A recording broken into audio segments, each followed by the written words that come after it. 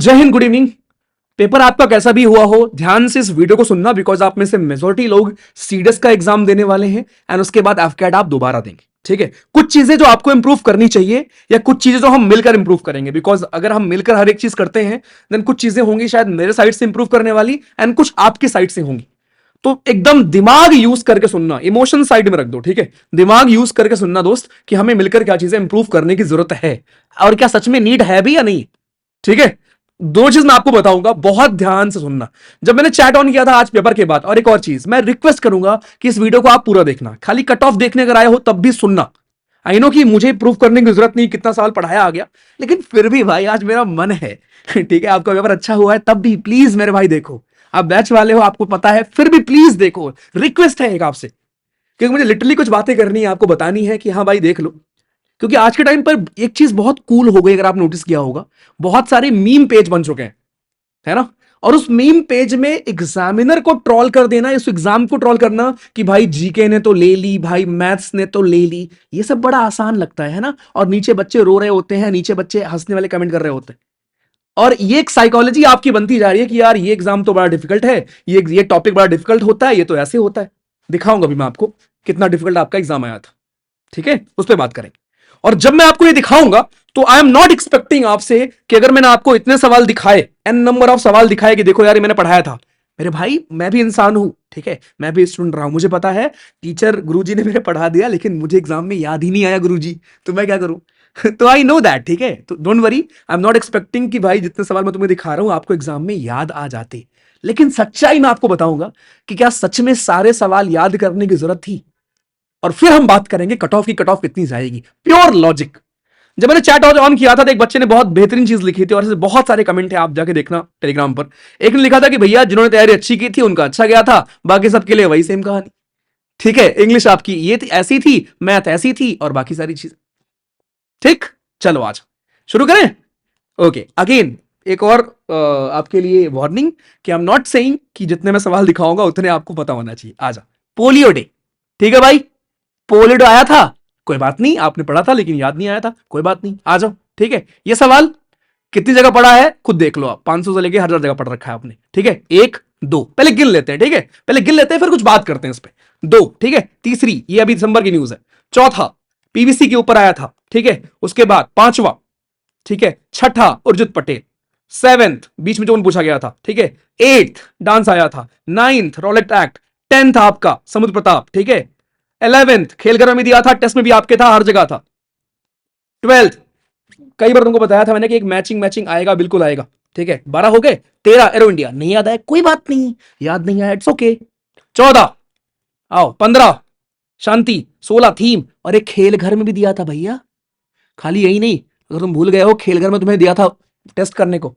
17 18 और ये शांति बिल, शांति बिल तुम्हारे उसमें स्माइलिंग बुद्धा में भी था, और सब छोड़ो बैच वालों, ये आपको डेली जो मिलता है एडिटोरियल उसमें था। अब और ना पढ़ो, 18 हो गए। क्या मैं आपसे उम्मीद कर रहा हूं कि 18-19 सवाल सारे आपको याद आने चाहिए थे एग्जाम में? नहीं। लेकिन ये बताओ, एज अ टीचर या as a brother, is it unfair कि मैं आपसे उतनी उम्मीद करूं कि आपसे 12-13 आपको याद नहीं आ रहे? और दिल पे हाथ रख के बताना आज मुझे, ठीक है ना। आपको क्या लगता है इस बार एग्जाम कितने लोगों को क्लियर होगा? जितने को पिछली बार हुआ था ऑब्वियसली ना भाई। कट ऑफ क्या होगी, कट ऑफ थोड़ी बहुत ऊपर नीचे होगी और क्या होगी, लेकिन एग्जामिनेशन तो क्लियर ही होगा ना। तो रो किस बात के लिए रहे हो? अगर आपको लग रहा है, और कौन क्लियर करेगा, हम ही करेंगे भाई, राइट। जो हमारा 2258 का नंबर था भाई, तुम्हें क्या लगता है ये फिर से 2000 के आसपास रहेगा? तो 2000 लोग वो कहां से आ रहे हैं? आप ही लोग तो हो, कहीं विदेश थोड़ी ना आएंगे भाई। तो पहले तो वो डर निकाल दो, और दूसरा ये चीज निकाल दो, ऑब्वियसली पेपर बना रहे हैं तो यार डिफिकल्ट तो होगी ना कुछ चीजें। और सबसे बड़ी डिफिकल्टी यही होती है कि आपको एग्जैक्टली आंसर याद नहीं आता। ठीक, तो मैं आपसे बिल्कुल उम्मीद नहीं कर रहा हूं कि यार भैया मैंने आपको 18-19 चीज डायरेक्ट डायरेक्ट पढ़ाए थे, ठीक है, और आप वो सब याद कर पाओ, मैं खुद याद ना कर पाऊं यार। लेकिन क्या ये अनफेयर है कि मैं आपसे उम्मीद करूं 12-13 की? ये तो फेयर है ना, या 10 मान लो चलो 10 सवाल सही कर सकते थे आप। आ जाओ आगे, ठीक है, ध्यान से। मैथ्स, मैथ्स के तुम्हारे 19 सवाल और एक याद नहीं आ रहा यार, इसलिए सेम सवाल मॉक में था, बस वैल्यूज चेंज है। ठीक है, बस आपकी वैल्यूज चेंज है, पॉज करके देख लेना। सेम सवाल, बस वैल्यूज चेंज है, 3 सवाल कर रखे तुमने सिमिलर। ठीक है, सेम सवाल, सेम सवाल मॉक में भी था आपके, और ये फ्री है मॉक्स। अब यार देखो, तुम्हारा मैं हाथ पकड़ के नहीं बिठा सकता, वो जो आपकी आदत है ना AFCAT को हल्के में लेने वाली, डेफिनेटली पेपर अच्छे लेवल का था, नॉट सेइंग कि पेपर आसान था, लेकिन मैं आपको दिखा रहा हूं कि जो अच्छे लेवल का पेपर था दुनिया के लिए, उसमें भी जो लोग क्लियर करेंगे वो क्या पढ़ते हैं या उनका क्लियर होता क्यों है। समझ में आ रहा है? आ जाओ, सेम सवाल आया था, बस वैल्यूज अलग है आपकी, दोनों काम। ये ऐसे सवाल को ना मुझे दिखाने में शर्म आ रही है ठीक है, पता नहीं क्या सवाल आए थे भाई। ठीक है, ये देखो सेम सवाल, बस सब में वैल्यूज अलग हैं दोस्तों, आपके सब सेम सवाल हैं, सब में आपकी वैल्यूज अलग हैं, और ये बच्चों ने जो भेजा है वो है सारे। ठीक है, सब में आपकी वैल्यूज अलग है, सारे सेम सवाल जो आपने कर रखे हैं बैच में। ठीक है, और ऐसा सिमिलर आपने यूट्यूब पे भी किया था, तो ऐसा नहीं है कि हाँ भैया ये एक सवाल आया था, इसमें थोड़ा सा कुछ एक दो लाइन और थी, लेकिन लास्ट में करना ही था। समझ रहे हो भैया, ये सेम मॉक में था। अभी आता हूं मैं कट ऑफ पर, रुको रुको रुको, बस सुन के जाओ। ये सेम सवाल, 3 सवाल इस तरह कर रखा था आपने बैच में, गिन लो मैथ्स।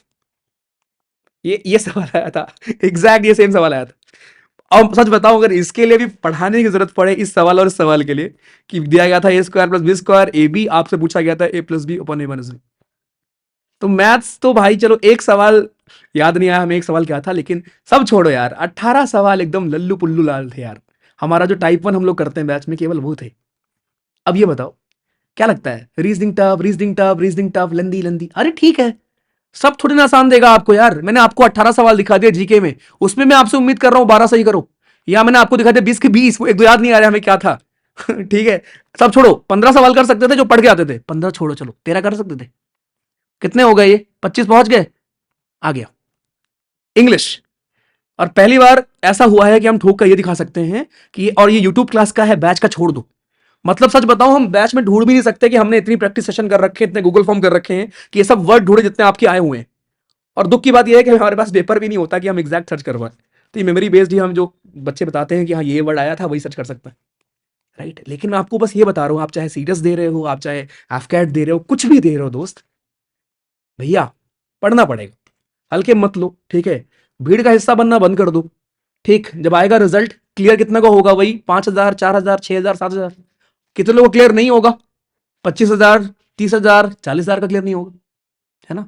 एग्जामिनेशन के बाद किनकी बातें आपको ज्यादा सुनाई देंगी, जिनका क्लियर नहीं होने वाला, ऑब्वियसली, और वो दुनिया को ब्लेम कर डालेंगे कि एजेंसी चेंज हो गई तो ऐसे हो गया, ये टफ आ गया, वो टफ आ गया। और जो सच में दिल लगा के पढ़ रहा है ना, कल मैंने आपको इवन फर्रे वाली क्लास में मैंने आपको वार्न किया था, याद है, कि भाई सब्जेक्ट वर्ब के ऊपर आपका एरर आएगा इस लेवल तक जाकर। भाई ये सेम आया था ये आपका, ये चलो बैच में किया था, ये मैंने यूट्यूब पे नहीं किया था, ठीक है, ये मान सकता हूं। ठीक है, बच्चों वाला सवाल था, ये देखो सेम सवाल, ऐसे एरर आया था कि भाई आपका यहां पर वर और वॉज में था एक एरर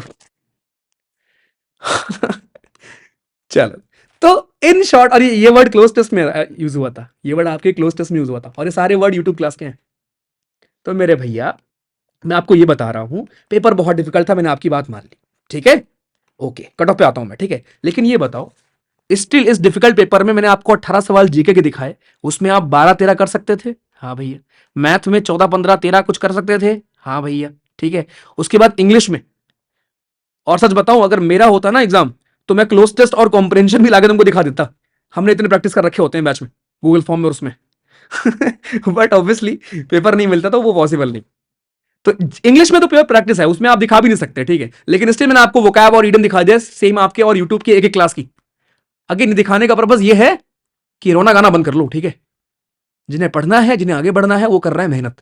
और अब ये नहीं चलेगा यार, ठीक है, सीडीएस भी आपको पता है डिफिकल्ट हो गया है, या गर्ल्स के लिए स्पेशली हो गया है, और AFCAT भी अच्छे लेवल का आया था, आई एम नॉट सेइंग कि आसान था, it was good level, but still आप 20 सवाल करीब कर सकते थे।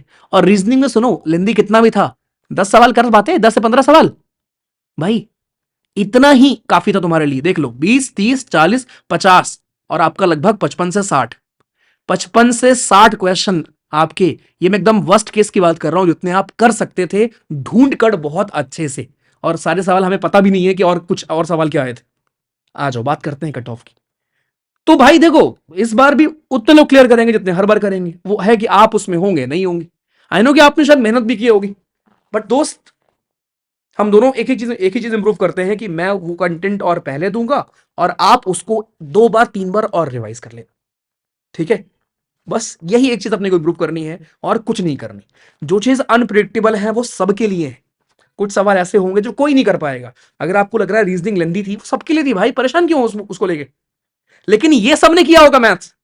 ये जीके क्वेश्चन आपको दिखा रहा हूं ना, जो मैं 12 मान रहा हूं, इसमें से बहुत लोगों ने 15 16 17 कर रखे हैं सही।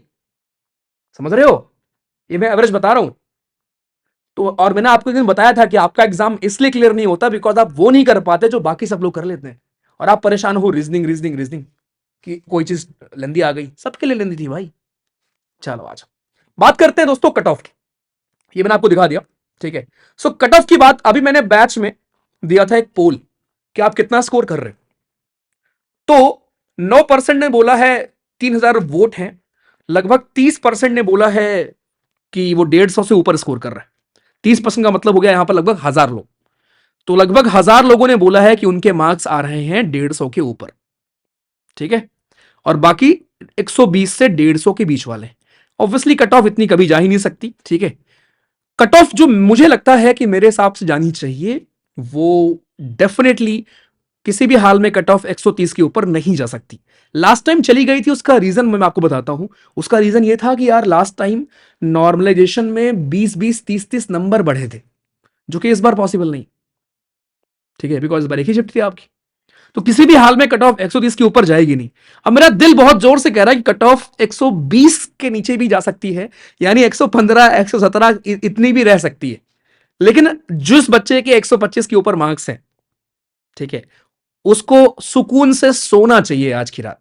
सच बता रहा हूं, अगर आपके इसके ऊपर मार्क्स आ रहे हैं या अगर इसके ऊपर आ रहे हैं तो एकदम बहुत आराम से आप सुकून की नींद सो सकते हो, ठीक है।